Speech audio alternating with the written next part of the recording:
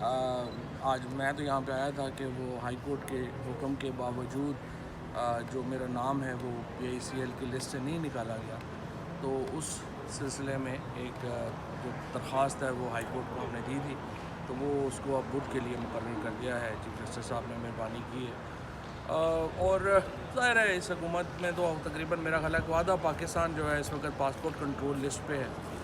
نہ پاکستان سے آپ کو باہر جانے کی اجازت نہیں ہے، پاکستان کے اندر زندہ رہنے کی اجازت نہیں ہے، تو عجیب سا انہوں نے ایک بنا دیا ہے برما، اور کوئی نارتھ کوریا ٹائپ پاکستان میں 2 سال سے ہم دیکھ رہے ہیں کہ کنورٹ کر دیا انہوں نے۔ اور بدقسمتی ہے کہ پاکستان اس فیز سے گزر رہا ہے۔ یہ جو آئینی ترمیم اب لائی جا رہی ہے وہ ایک فارمل سٹیپ ہے پاکستان کو نارتھ کوریا یا برما بنانے کا۔ اس کی وجہ یہ ہے کہ اگر یہ ترمیم منظور ہو جاتی ہے تو اس کا مطلب یہ ہے کہ پاکستان میں جو عدالتیں ہیں وہ فتح ہو گئی، کیونکہ آپ کی ہائی کورٹ میں آرٹیکل 199 ختم ہو گیا۔ آپ کے ہائی کورٹ کے ججوں کو مرضی سے جو ہے وہ کسی صوبے میں بھیج دیں گے، ان کی ٹرانسفر پوسٹنگ دے دی ہے۔ اس کے بعد ان کو ہر سال ان کو نکالنے کا بندوبست کیا گیا اور کہا گیا کہ سورس رپورٹ کے اوپر بھی جج کو گھر بھیجا جا سکتا ہے۔ اس کے ساتھ سپریم کورٹ کو ختم کر دیا ہے، چیف جسٹس پاکستان کا عہدہ ختم کر دیا ہے۔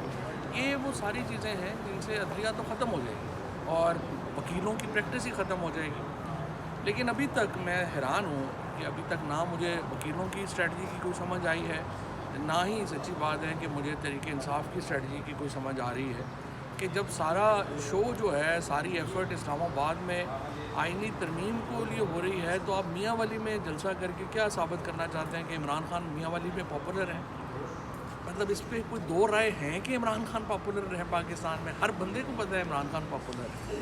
تو آپ کا مقصد اس وقت تو آئینی ترمیم کو روکنا ہونا چاہیے، جو مجھے ابھی تک کوئی اسٹریٹجی جو ہے اس ضمن میں نظر نہیں آئی ہے۔ اور یہ ایک المیہ ہے کہ ابھی تک کوئی چیلنج تحریک انصاف کی طرف سے حکومت کو نہیں مل رہا، اور یہ پاکستان کے عوام کے ساتھ ایک بڑی زیادتی کی بات ہے۔ اور دوسری بات یہ ہے کہ دیکھیں، دوسری طرف تو ایک استعماری قوتیں ہیں، انہوں نے تو اپنی جو گراؤنڈ ہے اس کے لیے اپنے اختیارات میں اضافے کے لیے، آمرانہ اختیارات کے لیے پوری کوشش کر رہی ہیں۔ ان کو روکنا تحریک انصاف کا کام ہے اور وکیلوں کا کام ہے۔ اور وکلا جو ہیں وہ کہہ رہے ہیں کہ ہم پشاور میں کنونشن کریں گے۔ جب ترمیم اسلام آباد میں ہو رہی ہے، آپ کنونشن پشاور کرنے جا رہے ہیں، تو اس کی بھی کوئی مجھے سمجھ نہیں آئی کہ بار کونسل جو ہیں وہ آپ کیا کر رہی ہیں اور ان کا کیا اقدام ہے۔ اور کیا بار کونسلز کو یہ کام ہے کہ وہ کسی پلاٹ کے لیے یا کوئی جو چند وکلا جو ہائر ہوئے ہیں ان کو سامنے رکھ کے سارے وکیلوں کی پریکٹس ختم ہو جائے اور سارے وکیل چپ کر کے بیٹھ جائیں؟ پاکستان بار کونسل اور سپریم کورٹ بار ایسوسیشن کا کام ہے کہ وہ وکیلوں کی نمائندگی کریں، اور وکلا اس وقت پاکستان کے اندر بالکل متحد ہیں کہ اس آئینی ترمیم کو نہیں آنا چاہیے۔ جسٹس منصور علی شاہ کا نوٹیفیکیشن فوری طور کے اوپر ہونا چاہیے۔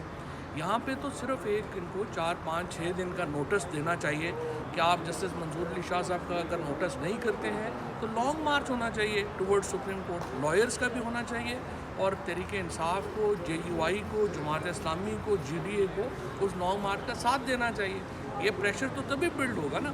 تو میں ابھی تک سمجھتا ہوں کہ یہ ایک جو کوشش ہے آئینی ترمیم لانے کی، یہ ایک خوفناک کوشش ہے پاکستان کے آئین کا بنیادی ڈھانچہ تباہ کرنے کی، اور اس کے اوپر وکیلوں کو اور اپوزیشن پارٹیز کو لازمی طور پہ اکٹھا ہو کے اس ضمن میں آگے بڑھنا ہوگا۔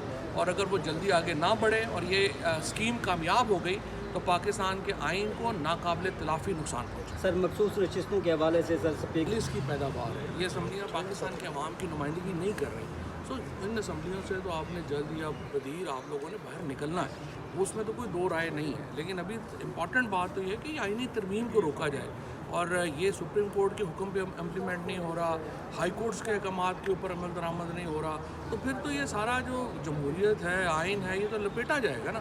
جب تک یہ ان کے اوپر عدالتوں کے اوپر عمل نہیں ہوگا، 8 ججز کے خلاف چیف جسٹس فائز عیسیٰ صاحب کہہ رہے ہیں کہ جی آپ نے سپریم کورٹ کے اکثریتی بینچ کے خلاف آپ نے کارروائی شروع کر دی ہے۔ سو یہ ایک پورا پاکستان کا آئین بکھر گیا ہے، ڈھانچہ بکھر گیا ہے، اور اس کو اکٹھا کرنا ضروری ہے، اور اس کے لیے امپورٹنٹ ہے کہ پاکستان کی سیاسی جماعتیں اور پاکستان کے وکلا کے اوپر یہ ذمہ داری کا اس وقت ہے کہ وہ پاکستان کے آئین کو بچائیں۔ پاکستان کا آئین بچے گا تو پاکستان۔ اچھا سر، کیا سمجھتے ہیں کہ جو پاکستان جتنے بھی بارز ہیں وہ کیا منٹلی طور پر تیار ہو چکی ہیں آئینی ترمیم پہ کمپرومائز کرنے کے لیے؟ دیکھیں بات یہ ہے کہ جو بار ایسوسیشنز کی طرف سے جو وکلاء کی نمائندگی ہے وہ بھرپور طریقے سے نہیں ہو رہی. وکلاء پاکستان میں اس بات کے اوپر متحد ہے کہ یہ جو ترمیم ہے وہ کسی صورت نہیں ہونے دے گی, اور وکلاء تحریک چلنے کے لیے بالکل تیار ہیں. اب اگر اس کو بار ایسوسیشنز نے لیڈ نہ کیا تو اس کو وکیل خود لیڈ کر لیں.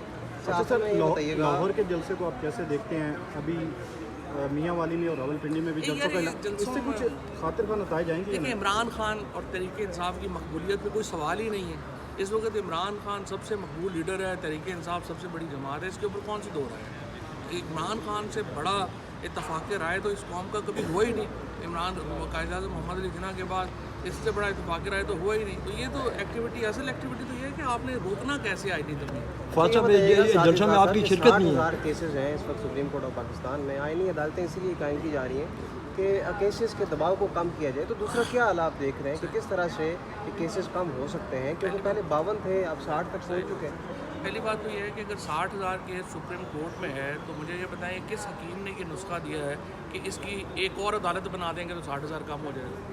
پہلے تو یہ تھا کہ سپریم کورٹ سے کیس فائنل ہو جاتا تھا. اب سپریم کورٹ کے فیصلے کے خلاف آپ آئینی عدالت میں چلے جائیں گے تو آپ کا کیس بڑھ جائیں گے, کم ہو جائیں گے.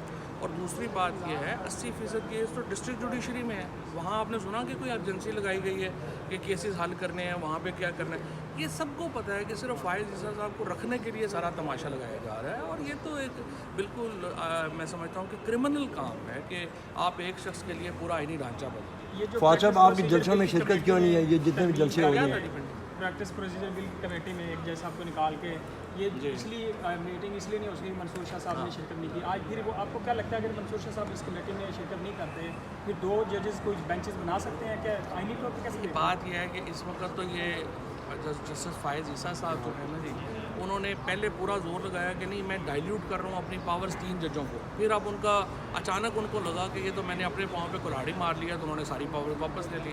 اب فائز عیسیٰ صاحب جو ہیں وہ چاہے وہ جنگل کے بادشاہ بن گئے ہیں, جو مرضی, یہ حالات جا رہے ہیں.